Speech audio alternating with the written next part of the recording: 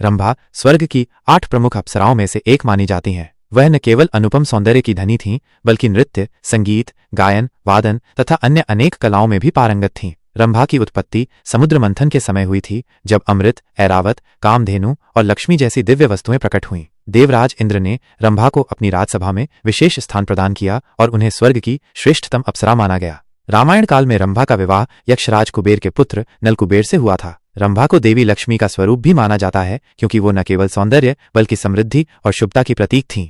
रंभा से जुड़ी एक प्रसिद्ध कथा यह है कि देवराज इंद्र ने उन्हें महर्षि विश्वामित्र की घोर तपस्या को भंग करने के लिए पृथ्वी पर भेजा, परंतु जब रंभा ने महर्षि के समीप जाकर उन्हें आकर्षित करने का प्रयास किया तो तप में लीन विश्वामित्र क्रोधित हो उठे और उन्होंने रंभा को शाप दे दिया कि वो 1 सहस्र वर्षों तक शिला रूप में रहेंगी। शाप से व्याकुल रंभा ने भगवान शिव और माता पार्वती की घोर तपस्या की। उनकी पूजा प्रार्थना से प्रसन्न होकर शिव पार्वती ने उन्हें पुनः सामान्य रूप प्रदान किया। स्कंद पुराण के अनुसार यह रूपांतरण श्वेत मुनि द्वारा छोड़े गए दिव्य बाण के स्पर्श से संभव हुआ।